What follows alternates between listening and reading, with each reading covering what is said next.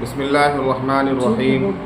منتخب حدیثیں، اولاد کی پرورش اور اس کی فضیلت۔ اولاد کی تربیت اور اس پر ملنے والے انعام کے متعلق پہلے چند احادیث ملاحظہ فرمائیں۔ سنن ترمذی میں ہے ان رسول اللہ صلی اللہ علیہ وسلم قال ما نحل والد ولدا من نحل افضل من ادب حسن۔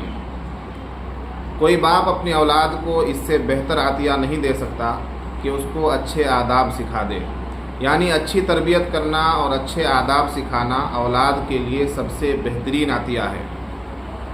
اسی طرح بیہقی کی ایک حدیث میں ہے کہ اپنی اولاد کو ادب سکھاؤ، قیامت والے دن تم سے تمہاری اولاد کے بارے میں پوچھا جائے گا کہ تم نے اسے کیا ادب سکھلایا اور کس علم کی تعلیم دی۔ ایک اور حدیث دیکھیے، عن عقبۃ بن عامر رضی اللہ عنہ قال سمعت رسول اللہ صلی اللہ علیہ وسلم یقول من کان له ثلاث بنات وصبر علیہن وکساہن من جدته کن له حجابا من النار۔ حضرت عقبہ بن عامر رضی اللہ عنہ سے مروی ہے کہ میں نے رسول اللہ صلی اللہ علیہ وسلم کو فرماتے ہوئے سنا، جس کی 3 بیٹیاں ہوں اور وہ ان پر صبر کرے اور ان کو اپنے مال سے کپڑے پہنائے تو وہ اس کے لیے آگ سے رکاوٹ ہوں گی۔ الادب المفرد حدیث نمبر 76۔ ایک اور حدیث، عن شرحبیل قال سمعت ابن عباس عن النبی صلی اللہ علیہ وسلم قال ما من مسلم تدرکه ابنتان فیحسن صحبتهما الا ادخلتاه الجنہ۔ سیدنا ابن عباس رضی اللہ عنہما سے روایت ہے کہ نبی پاک صلی اللہ علیہ وسلم نے فرمایا، جس مسلمان کو 2 بیٹیاں مل گئیں اور اس نے انہیں حسن سلوک کے ساتھ رکھا تو وہ دونوں اسے جنت میں داخل کرا دیں گی۔ الادب المفرد حدیث نمبر 77۔ ایک اور حدیث ملاحظہ فرمائیں، قال رسول اللہ صلی اللہ علیہ وسلم من کان له 3 بنات یؤویہن ویکفیہن ویرحمہن فقد وجبت له الجنہ البتۃ۔ فقال رجل من بعد القوم وسنتین یا رسول اللہ، قال وسنتین۔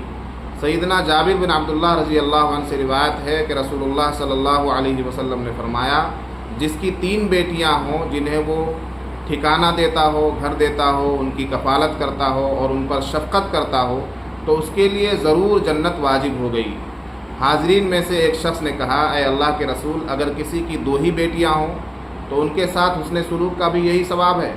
آپ صلی اللہ علیہ وسلم نے فرمایا، 2 کے ساتھ حسن سلوک کا بھی یہی ثواب ہے۔ الادب المفرد حدیث نمبر 78۔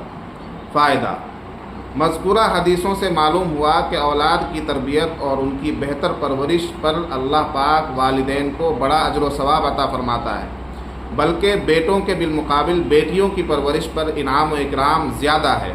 لہٰذا جس شخص کو اللہ پاک بیٹیوں کی نعمت سے نوازے، اسے چاہیے کہ وہ ان کی پرورش میں کسی قسم کی کوتاہی نہ برتے اور بیٹیوں کے مقابلے میں بیٹوں کے ساتھ امتیازی سلوک نہ کرے، بلکہ دونوں کو برابر درجہ دے، بلکہ بچیوں پر خصوصی توجہ دینی چاہیے، اس لیے کہ ان کی طبیعت بہت نازک ہوتی ہے اور وہ ذرا سی بات کو دل پر لے لیتی ہیں۔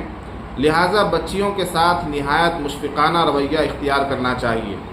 اچھی پرورش کا مطلب صرف یہ نہیں ہے کہ اولاد کو اچھا کھانا، عمدہ کپڑا اور رہنے کے لیے عالیشان مکان دے دیا جائے، بلکہ اچھی پرورش کا مطلب یہ ہے کہ ان کے حقوق کی ادائیگی کے ساتھ ساتھ انہیں دیندار بنایا جائے، دینی تعلیم سے آراستہ کیا جائے، انہیں نیک سیرت اور اخلاق مند بنایا جائے، اللہ اور رسول کا اطاعت گزار اور فرما بردار بنایا جائے۔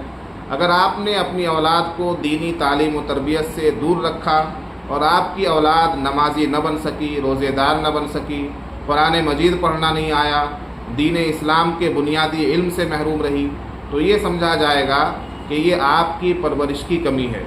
پھر چاہے آپ انہیں دنیا جہان کی سب راحتیں فراہم کر دیں، لیکن ان کی بے دینی آخرت میں انہیں بھی رسوا کر دے گی اور آپ کو بھی۔ ہاں، اگر آپ نے اپنے بچوں کو دیندار بنانے کے لیے اپنی طرف سے بھرپور کوشش کی، اس کے باوجود وہ دیندار نہ بن سکے تو پھر اس میں آپ کا کوئی قصور نہیں۔ لہٰذا ہر آدمی کے لیے ضروری ہے کہ جیسے وہ اپنے بچوں کی دنیاوی ضروریات کا خیال رکھتا ہے، اس سے بڑھ کر وہ ان کے دین کی فکر کرے اور انہیں اسلامی تعلیمات سے آراستہ کرے اور ان کی آخرت کو بہتر بنانے کی ہر ممکن کوشش کرے۔